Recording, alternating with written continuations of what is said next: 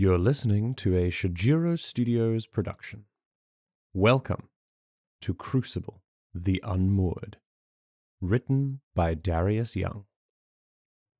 Chapter 1. Anchored. In the dead of night, a young man dressed in tattered clothes had begun his venture, climbing up towards a balcony. Pulling himself over the railing, the rain drenched him. Making haste from the weather, the young man rushed inside from the balcony, closing the doors behind him. It's a good thing these doors don't have locks, he thought to himself as he walked through the room. Having now procured a place to sleep, the young man began the short process of unpacking his belongings. Over his tattered shirt and pants, he'd worn a thick cloak, one that shielded a bag on his back. Within the bag was a collection of used bottles, a broken grindstone, a half-used medical kit, and a few scrolls. There wasn't much. I'll have to manage my gear more wisely. Master finds out I lost everything on the expedition. He will definitely lose it. The young man sighed, while rummaging through his bag. As the storm raged on, the young man found it hard to navigate through the dim room. As he searched for the bed, he found himself in the most unfortunate situation for someone not wearing shoes. He stepped as carefully as he could, but bumped into a nightstand, stumbling firmly onto a wooden splinter. His face creased violently as he felt the wood pierce through his foot. Upon flinching from the pain, he heard footsteps and quickly placed a hand over his mouth, trying to stifle the breath he drew out of pain. "Anyone in there?" A deep voice asked. The young man slowly lifted his foot, each movement tightening the muscles of his face as he tried to avoid making a sound. Just as he bent to remove the splinter, an illuminated ritual scroll slid beneath the door. "Shit!" he hissed as an eruption of light filled the room. As the door slammed open, he braced himself for an attack, but was met with a wave of force crashing into his chest, unraveling his face into shock as he fell back onto the floor. "If you value your life, you should leave how you came in," the deep voice rumbled. "I'd rather not spend my night cleaning up blood." As his eyes adjusted to the light, the young intruder saw the owner of the authoritative voice, an older man, who must be the homeowner. "Move slowly," the older homeowner ordered. "Back up and leave the same way you came." The young intruder conceded, raising his hands in surrender as he stood up from the floor. "Look, you're strong, but you're mistaken. I'm not some thief," the intruder said. One of the bottles from his bag rolled out to the middle of the floor as he spoke. The homeowner scowled. "Don't think you can fool me." He tightened his grip on his blade. Just as the homeowner attempted to lunge at the intruder, a flash of lightning illuminated the room, blinding him and enabling the trespasser to charge at him. The intruder tightly gripped the man's shoulders, leaping over the homeowner in an attempt to flee. However, he forgot about his cloak, which lingered behind him as he leapt. Seeing his chance, the homeowner grabbed the intruder by his cloak and sent him barreling into the ground with a hard pull. As his body slammed onto the ground, a wave of rage came over him. Frustrated by the delay of his escape, he unclipped the cloak and threw it at the homeowner before swiping a dagger from him with a tumble. The homeowner, momentarily blinded, hacked the cloak into ribbons with the force of a riptide, unaware of his missing dagger. "Hope losing your cloak was worth it," the homeowner mocked as he turned back to the intruder. Without missing a beat, they lunged at each other. The intruder slashed at the homeowner's hand but missed. Instead, he was met with steel grazing his jaw. The trespasser then launched a kick towards the homeowner, to which the homeowner blocked with his arm and repelled the intruder with a shove. Stumbling back onto his feet, the intruder felt the splinter joust further into his foot. Upon the piercing sensation, his face hardened and he gritted his teeth. Wasting no time, he threw his dagger in the homeowner's direction. But just as the blade left his grasp, he was interrupted by the cold tip of a steel blade pointed at his forehead. Well met, Castiel, the homeowner said, with a wry smile, before smoothly retracting his blade and holding a hand out in kind. Oh, so now you want to talk, The intruder Castiel said, before accepting the gesture. His breath was still ragged, and a bit of blood dripped from his jawline. Actually, I wasn't sure who you were till just now.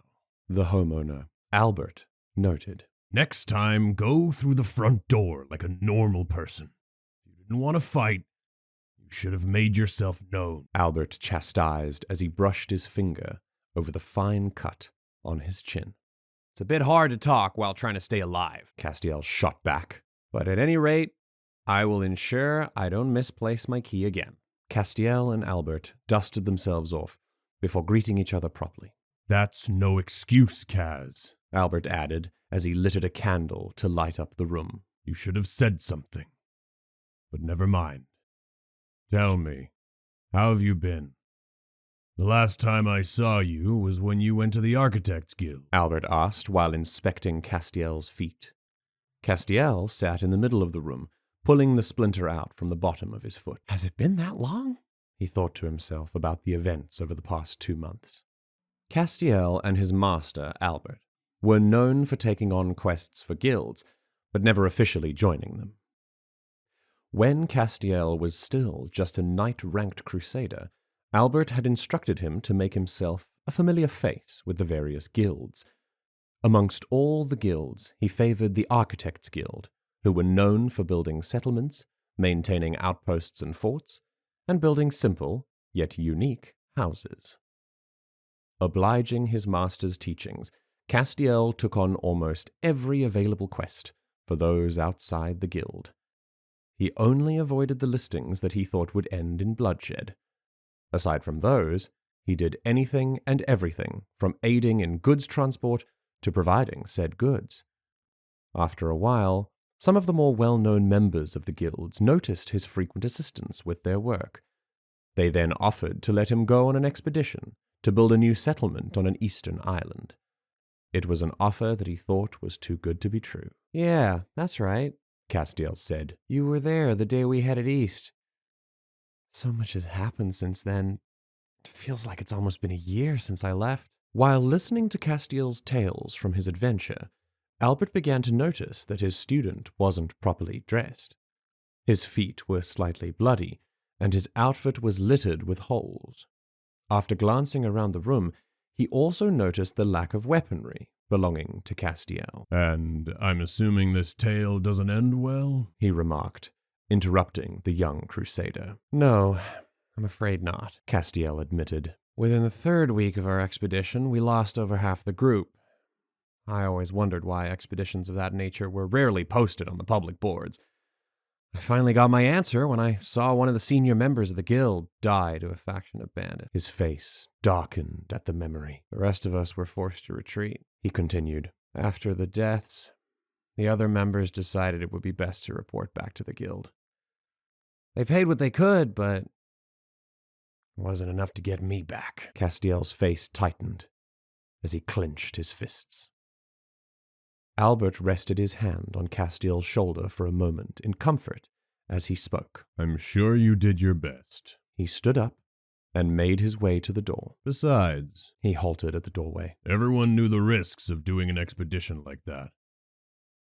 It wouldn't have mattered if you could do more. He turned back to gaze coldly at Castiel. Someone would end up dead anyway. Castiel's eyes became glassy upon seeing the hollowness behind Albert's look. I suppose you're right, he relented briefly. But I can't help but feel like it was my fault. Castiel mourned as he unclenched his fists in defeat. Follow me. We can discuss that, among other things, over a meal and some tea. Albert waved Castiel over, beckoning him to follow as he left the room. Downstairs, Albert began cooking a meal for the two, as Castiel poured himself a cup of tea before sitting down at an ornate cedarwood table. Earlier, you said you felt like it was your fault. Why is that? Albert asked casually, as he set some food on the table. Is there something you feel that you are lacking? Castiel slowly lowered his cup, swallowing before he answered. I'm not sure. Lately, I feel as if I'm torn between myself and my duties as a crusader. Like I have to choose one over the other, he said, steam floating gently from his cup. Can you elaborate? What do you mean by choosing? Albert placed 2 more bowls of stew down on the table before taking his seat. Castiel shook his head, pushing his cup away as he thought about how he could explain himself. As he did, he suddenly remembered watching his group die and how helpless he felt just watching them. The memory lingered, making him clench his fists again as his eyes narrowed at the thought. He slammed his hand on the table. I'm not sure, he shouted suddenly in frustration. Albert's eyes shot towards Castiel's hand as they began to tense further with conviction and authority. Calm down, Castiel, he snapped sternly at his student. Since when have you been an animal? Castiel softened at Albert's words. He looked down at his hand and slowly relaxed his fists. I'm sorry, Master Albert. It's just that... Albert stopped Castiel with a wave of his hand. I understand, he said, his tone softer now. Remember 2 years ago when we first met? You were filled with so much vexation, I thought I'd never get you under control. Albert stared into the bowl, smiling reminiscently as he recalled the younger Castiel. His eyes hardened as he glanced back up at the Castiel in front of him. Perhaps I was wrong in thinking it was something to be controlled, he said to himself, a melancholic look in his eyes as he stared at the young crusader. Yeah, I remember. You used to tell me that my frustration was the only thing holding me back, Castiel replied, taking a sip of his tea. The memory of his master's words sent a bitter yet warm feeling through him. But that's what got me through the Colosseum, he added. I used to black out before every fight, only to come to when I'd be declared the winner. But things are different now. I fought to survive back then, and now, I don't know why Castiel paused, as his left hand tremored briefly. You don't know why you fight? His master completed his sentence for him. I thought we went over this already. You fight to serve a greater purpose than your own. Albert lowered his head towards the stew, smirking knowingly at Castiel's perplexity. Castiel shook his head before joining Albert in digging into the meal. He wolfed down his meal and downed his tea before he answered his master, much to Albert's displeasure. Sorry, he apologized. It's been a while since I've had a good meal. I couldn't resist. Perhaps I was wrong in my initial assessment. I know the person I was who fought to live and who I am today are not the same, Castiel remarked as he stacked his dirty dishes. Oh? How's that? Albert smirked as he mused. The way I see it, you're still the same arrogant runt who got himself sent to the Colosseum. Castiel's face tightened as a vein formed across his forehead. An eye began to twitch uncontrollably as his face heated up. He turned away, hoping to avoid Albert's gaze. You jest. Castiel attempted to speak evenly, but I must excuse myself. I've become quite tired. He hurried to his room. I see. Go rest. In the morning, we shall discuss your punishment for losing your equipment and have you perform in an examination. For your sake, I hope you don't fail. Albert spoke coldly. Castiel entered his room, his hand pressed over his face as he fell onto his bed. The seething, burning sensation dissipated slowly from his head as he lay there. Well, that was unpleasant. I hardly remember anything about being in the Colosseum, and yet the moment he mentioned it, I could feel myself begin to slip, he thought with a sigh, before he prepared himself for bed. Castiel fell into a deep slumber as he lay there, embracing the comfort of his bed. As he slept, his mind wandered to his early days of being a crusader. But just as the house settled into a calm silence, he was awakened by a knocking at the balcony door. "Who's there?" he asked while stumbling out of bed. As he moved towards the door, a silhouette of a man was visible. "It's nothing personal," Castiel began as he opened the door, "but I'm going to have to ask you to leave." Just as his eyes met with the mysterious silhouette on his balcony, Castiel's eyes widened as his jaw dropped. Silas, I thought you were dead," he uttered in disbelief as he attempted to straighten his face. "Yeah, I've been getting that a lot," Silas replied. "Can I come in?" "Of course," Castiel responded, watching Silas sit down on his bed. "But you can't stay long." "It's fine. I just figured I'd come and pay you a visit before my departure." Silas spoke solemnly. "Departure? I take it you went and joined a guild, then." "I'm glad to see you living your dream," Castiel said as he grabbed a chair and sat across from Silas in the center of the room. "That dream died in the Colosseum, Kaz. Same as yours," Silas remarked as he met Castiel's eyes. "Sadly, rather than enjoying the life of a guild dweller, I hunt people for coin. But what about you?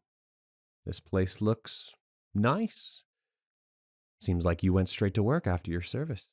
Silas's eyes drifted back and forth between Castiel and the furnished room. "Service is one way of putting it," Castiel laughed. "But this place isn't mine. Belongs to my master, Albert." "Master?" Silas repeated with a raised brow. "Yeah, after my last fight in the Colosseum, he found me and paid out the rest of my sentence. Since then, he and I have become master and student," Castiel explained. "Hey, Kaz," Silas began. "Do you remember the fight where we first met?" Castiel interrupted. "Yeah, I do. Actually, it's one of the few things I remember from back then," Castiel added softly. "I'm not surprised," Silas responded. "You narrowly avoided a life-threatening blow.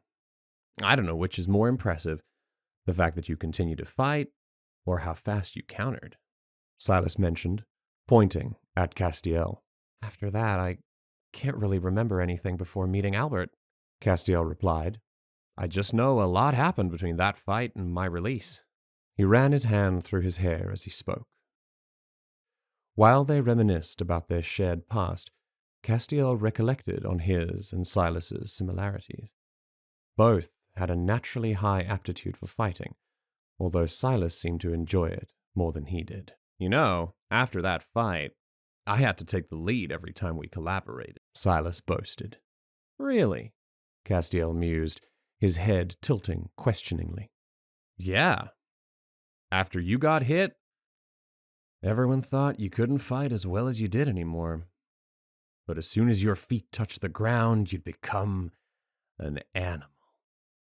And if it weren't for me, you may just well have died.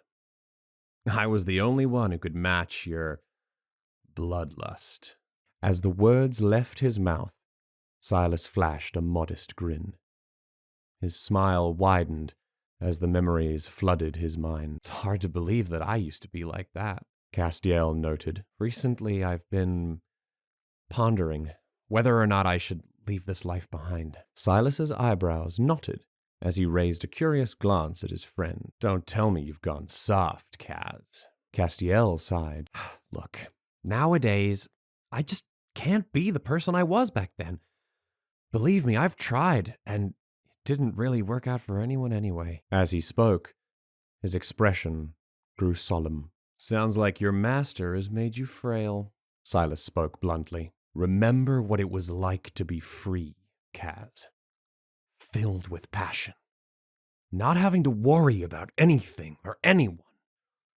Remember how it felt to be completely immersed in the flow of combat." Silas's movements became more animated with each word he spoke. Master Albert would disagree with the notion. "Being frenzied is a liability, or so he says," Castiel remarked quietly, turning away from Silas. "No, that fury is strength. You just need to know how to use it. Please. You have a duty to this life," Silas said peering out the window into the distance. We all do. I know, but I don't think I have it in me anymore. I try not to put myself in those situations where I have to use violence, Castiel replied. And where has that gotten you? Silas shot back with a somber tone. I don't know, Castiel mumbled back. My path will forever be paved with blood, Silas said as he stood and approached the balcony door, pausing briefly to turn back to Castiel. I'd rather that than one filled with confusion. Silas nodded to the scrolls as they poked out of Castiel's bag. You shouldn't play both sides, Kaz. It doesn't end well. Either finish these bounties and yield to your duty, or watch yourself be destroyed, Silas said, before he disappeared into the night. Closing the balcony doors, Castiel pondered Silas's advice, before decidedly flipping through the scrolls in his bag. Maybe he's right. I took these because I needed the coin, but I'm unsure. Maybe I do want to continue living as I am. He continued to wonder as he prepared himself for bed once more. Chapter 2. Embarked. Castiel stirred awake as the light from the sun danced its way into his room. Castiel! It's time to get up. Meet me outside in the courtyard in 5 minutes. Do not make me wait, Albert demanded from downstairs. Obligingly, Castiel put on some casual clothing and headed downstairs to the courtyard. Upon his arrival, Albert threw him a training broadsword. The sword's edges and point were covered with tough black rubber. Ah, good. You managed to get here on time. We're off to a good start. Albert smiled at Castiel before lowering his eyes and stroking the light graze on his student's jaw from the night before. Master Albert, is this really necessary? Castiel asked. Of course it is. Not only did you lose all your equipment, but you also failed to take me down. If you intend on remaining my protege, you'll need to remind me of your worth, Albert proclaimed, before readying his stance, his weapon held low. Castiel sighed as a calm wave washed over him. He closed his eyes as his master's words submerged him into a deep focus. He's right, he thought to himself. I must prove my worth.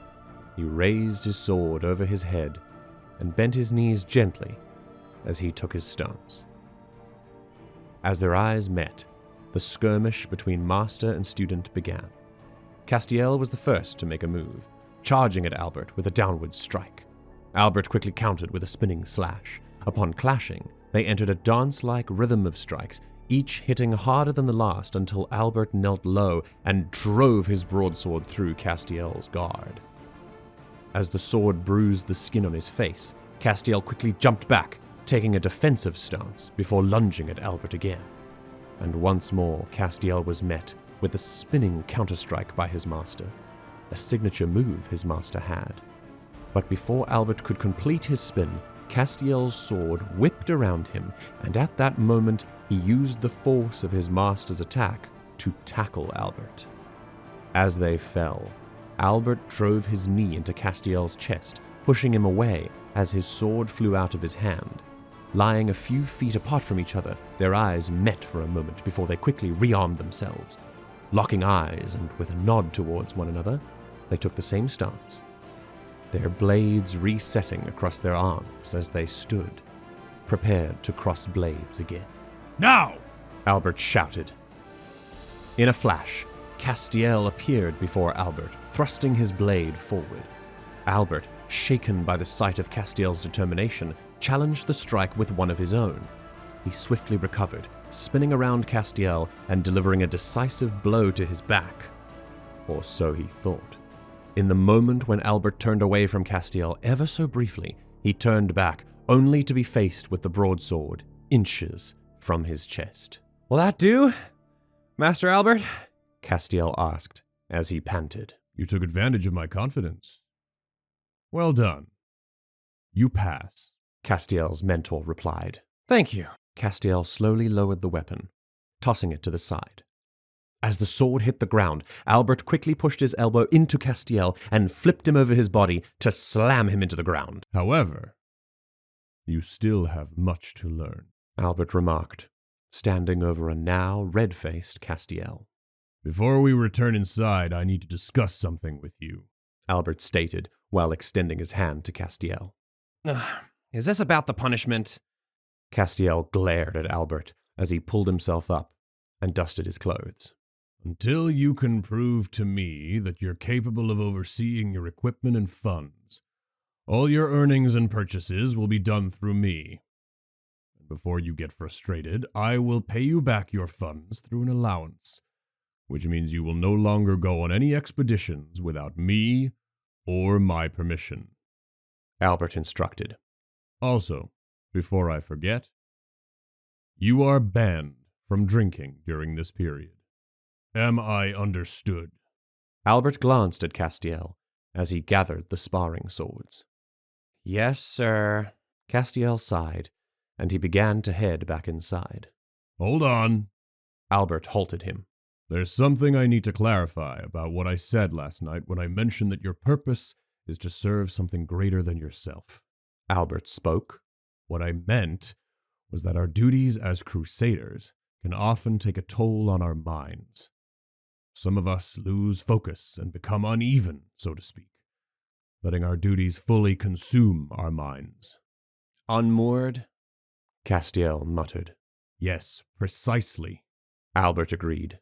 You mustn't let yourself become soul-bound to your duties. Find balance, Kaz, because the unmoored path does not end well. Albert paused before entering the house. Castiel ventured into his room soon after and considered the wisdom his master offered.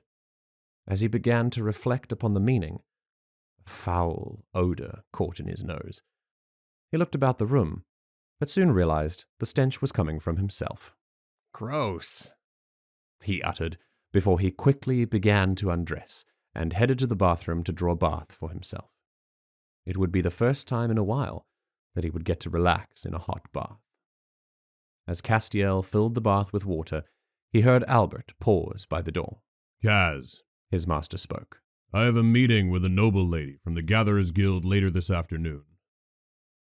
I know you just returned, but a part of your punishment is attending expeditions alongside me, so you don't have much of a choice, Albert instructed over the sound of running water. Castiel remained silent for a moment as his eyes became drawn to the scars on his body. He began pouring water over them as memories of the Colosseum flashed through his mind. It is as you said, Master Albert. I do not have agency in the matter, Castiel replied as he shut the water off. But I'll need to get new equipment, he added. Nonsense. I will go get the equipment. I was already planning to have my blade examined anyway. Just finish up here and meet me at the fountain in the center of town before noon, Albert remarked. As Albert left, Castiel inspected his body as he sunk deeper into the bath.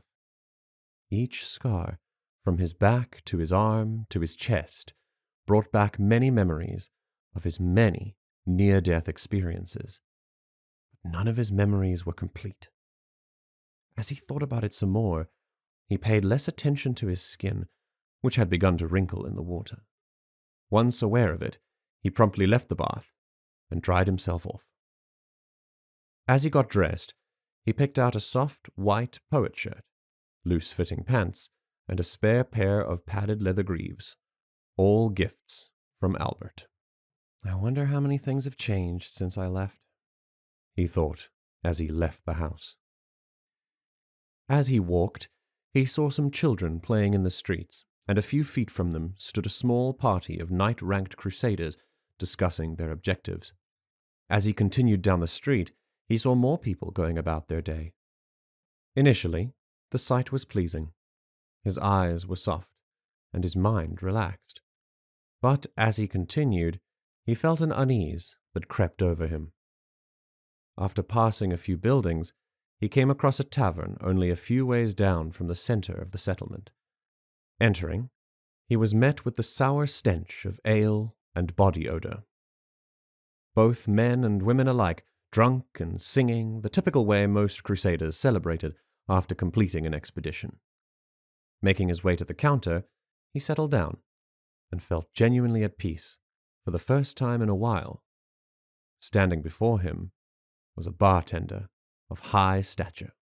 "Welcome back, friend. What can I get you?" the man said in a deep tone. Castiel looked to his side, unsure if the bartender was referring to him. "I'll have water," he said timidly as he sat down. "Water? All right. 1 cup coming up," the man said as he chuckled slightly. "You know, usually people drink meat around this time of day. If you're too poor to afford anything other than water, maybe you and your soft face better leave," the bartender sassed while polishing a glass. Castiel's eyes narrowed as a crease appeared on his forehead. He hardened his fists briefly before taking a deep breath and grimly whispered, "Say something like that again, and I'll cut your tongue out." The bartender's grin came undone as he watched Castiel act out this threat in warning. Castiel smiled as he noticed the discomfort on the man's face. "Relax, it was only a joke." The bartender laughed nervously. "Is there anything else I can help you with, sir?" The bartender asked nervously as he served his unwanted patron water. Castiel pulled out 2 scrolls, one with a masked man on it, and the other with a white-haired boy. He gestured for the bartender to look at the scrolls. "Ah, yes, I've heard a few things about the Wooden Mask. He's been seen intervening in other Crusaders' expeditions, killing them and taking their gear. Some say he might be one of the reformed unanswered turned rogue. Regardless, one thing is sure. He's a good fighter. One of his most recent sightings was of him fighting against a duke and holding his own long enough to flee. As for the boy, I only know that his name is Amaru, and that he stole something from a marked grave," the bartender informed diplomatically. Before Castiel could ask the man any more questions, he felt a hand rest on his shoulder. He didn't look back, didn't have to, for he knew the owner of the hand. "Thought I might find you here. Need I remind you you're banned from drinking? That includes being near ale as well." Albert shook his head as he placed a bag on a nearby table. Castiel grinned sheepishly before looking into the bag Master Albert set down. It contained a half-plate, steel arm braces, 2 scimitars, a dagger, a few potent rejuvenation potions, and a ritual scroll of erupting pillars. The bartender joked. "Wow, you two must be going to war." "The weapons and armor are yours. Leave the rest in the bag. I'll be waiting outside with our contact. Try not to take too long," Albert instructed before leaving the tavern. Castiel excused himself and found a corner to change into his gear. As he did, he adapted his outfit so that the armor was more secure on his clothes. He didn't cheap out on the gear. I'll have to pay him back for this, Castiel thought to himself as he left the tavern. As he walked, he saw his master talking to a lady who appeared to be unlike any other citizen. Her hair was raven black and fell just below her neck. She wore a scarlet red dress, complemented by a black cotton line pattern. "Excellent. You didn't take too long. But, well, we've already gone over the details, so I'll just summarize to you on the way," Albert said to Castiel as he began to walk. "Hold on, Albert. You know better than to not introduce me." The woman spoke urgently as she waited for Albert to introduce her. "Now, Castiel, this is Zarella. She's an important member of the Gatherers Guild.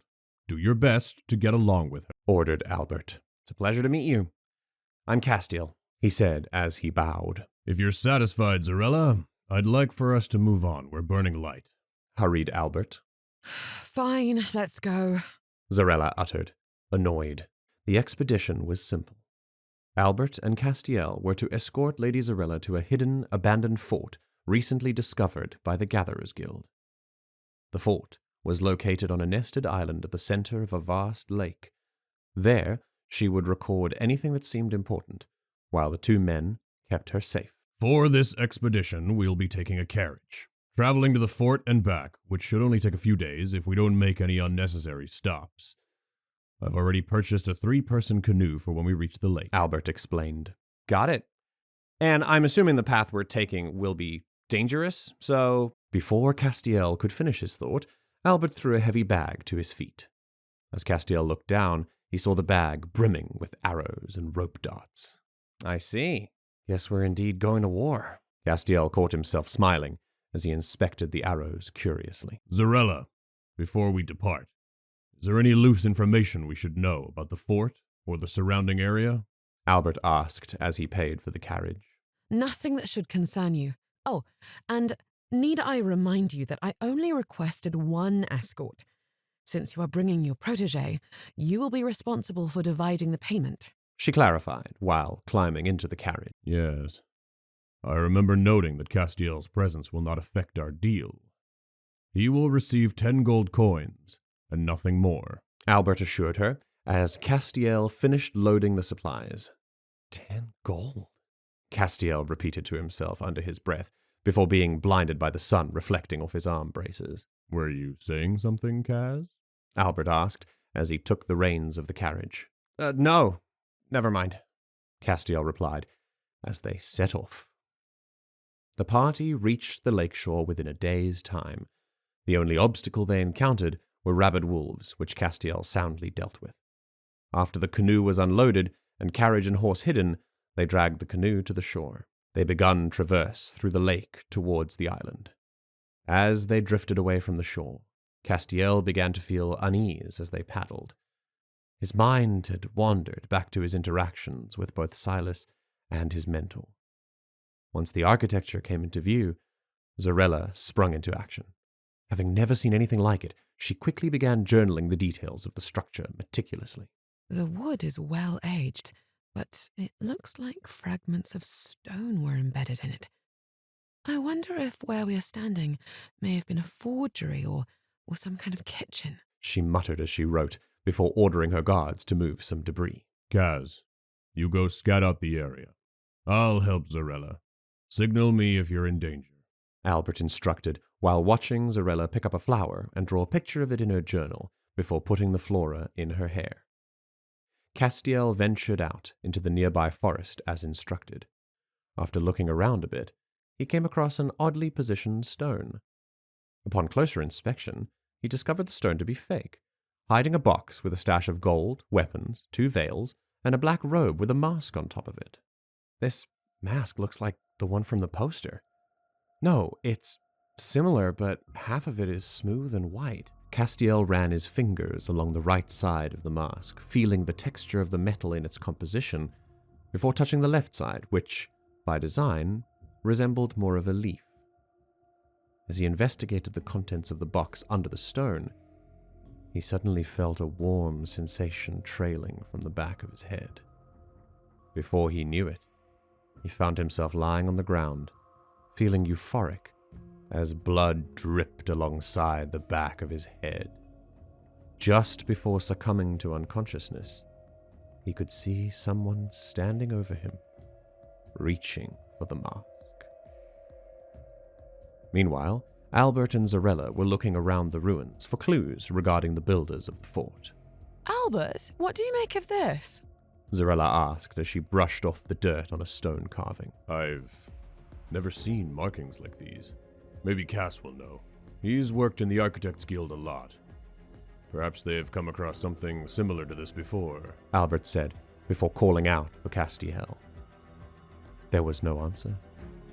Having assumed the worst, Albert told Zarella to stay hidden and keep silent as he went out to the base of the ruins. It's unusually quiet, he thought as he surveyed the area. Suddenly he was ambushed by a masked warrior. Albert adeptly blocked an attack. What have you done with Castiel? Albert shouted as he repelled the attack with his shield, pushing the masked warrior back into a skid. The masked warrior remained silent, taking stance, sword held in his left hand. They circled one another wearily, cautiously waiting for the other to move. Albert suddenly blitzed the assailant with his signature spin attack. Despite the sudden move, the masked assailant danced around Albert's blade seamlessly, before parrying. Seems this foe cannot be dealt with so quickly, Albert thought, blocking the assailant's retaliation narrowly. The masked assailant lunged forward, throwing his body into Albert. As they made contact, the masked assailant cut off the leather sharps of Albert's shield, swinging his sword in a crescent path. Albert's face grew worried briefly as the shield fell just before launching a kick for his adversary. However, his foe matched his kick with one of his own, causing them both to be recoiled. As the two clashed again, their eyes met, and Albert grinned, before taking up his signature stance once again. The masked assailant readied his guard, but as the reverb from their clash settled in, he lost balance, falling backward and giving Albert the perfect opening to perform his signature spinning slash uninterrupted. Each strike Albert landed on the masked assailant was more profound than the one before. The masked assailant screamed in agony as Albert began to marvel at his accomplishments. This joy was short-lived when he jumped backwards suddenly at the sound of scraping metal. Upon looking at the masked assailant, he noticed the robe over the armor, tattered, dripping with blood along his enemy's hand. The armor was dented and cracked, with pieces stabbing into his adversary's body. Taking advantage of the brief reprieve, the masked assailant reached for a vial, lifting his mask slightly to put the bottle up to his mouth. Biting into the bottle, a thick green liquid filled his mouth as blood and tiny glass fragments fell from his lips. Before Albert could reach his enemy, the masked assailant ripped off the damaged armor, whipping his wrist toward Albert. Albert was struck directly, his blade thrown away by a makeshift handclaw, leaving them both disarmed momentarily. Albert quickly lunged for his weapon, but was kicked square in the chest. While on the ground, Albert reached into his pocket and retrieved the erupting pillar's ritual scroll. He tried to use it, but the masked assailant promptly whipped his dagger through the scroll, disrupting the process. As the dagger tore a hole in the paper, Albert saw through it. His shield was only a few inches away. He quickly reached for it and pulled it to his aid before throwing it directly at his enemy's face, shattering the mask upon impact. Blood dripped down the assailant's face as he stared into Albert's eyes. His face lacked expression as the blood streamed down his jaw. The sight turned Albert's stomach as he gasped at the man's face. "No!"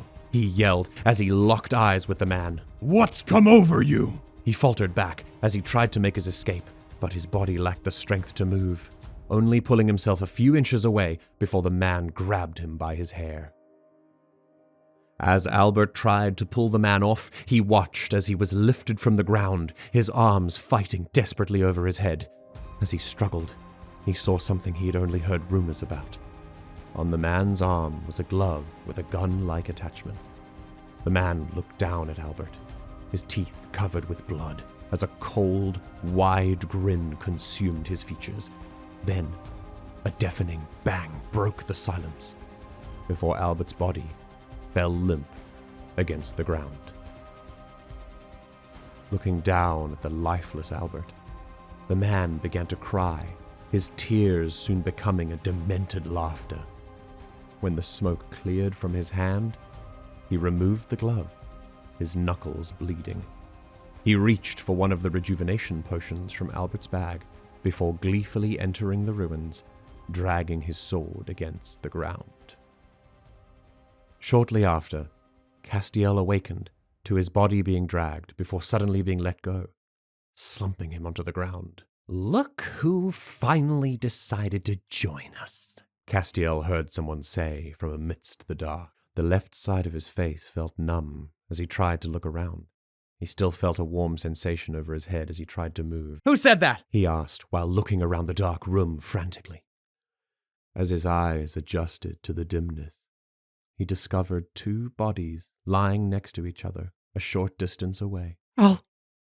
Albert!" he stuttered as he crawled towards the corpse of Master Albert. Reaching for him, Castiel discovered that his hand was covered in blood, shaking too. He then glanced across from Albert and saw Zarella lying lifelessly as well. This sight brought back memories of his dream a few days ago.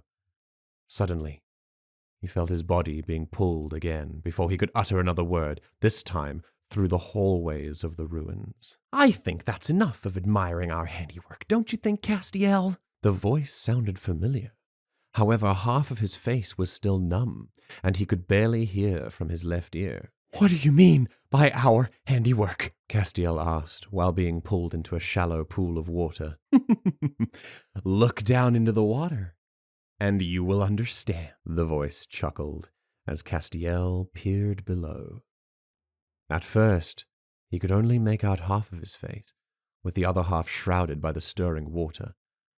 But as he stared at himself, he began to see the other side take shape, revealing a sly grin. Looking into the water, the reflection was overtaken by the masked man revealing himself. "You asked, and I have delivered. The one responsible for their deaths was you, Castiel." The masked man removed his mask in the reflection, showing Castiel his own bloodied face. "What?" he uttered as he coiled back, his body regaining sensation. "Maybe you prefer the name Silas. It's what you called me when we first met," said the voice. "Come back to the water. I'll explain everything," the voice commanded. But Castiel refused. Upon doing so, he felt his body shut down as it dragged itself back to the water against his will. "Listen, each time I do that, I run the risk of giving us a seizure, so unless you want us both dead, I suggest you follow my directions," Silas said, appearing in the water now. "What's happening to me?" Castiel's body began to burn up as blood filled his eyes. 2 years ago, you fell victim to an ambush from a collective of unanswered. They wanted to understand the power of sigils, so they captured low-rank crusaders and performed experiments on them. As Silas explained, Castiel's body began to remember the events, twitching at the words that entered his ears. For what felt like weeks at a time, Castiel was kept a prisoner, watching as young crusaders like him were tortured and killed, while their bone marrow was extracted and used to forge sigils. After gaining enough material, the Unanswered took Castiel and used him in the final stage of their experiment. Despite being a prisoner, they ensured that Castiel had stayed healthy enough to not die, but the decision proved to be a detriment to their intentions.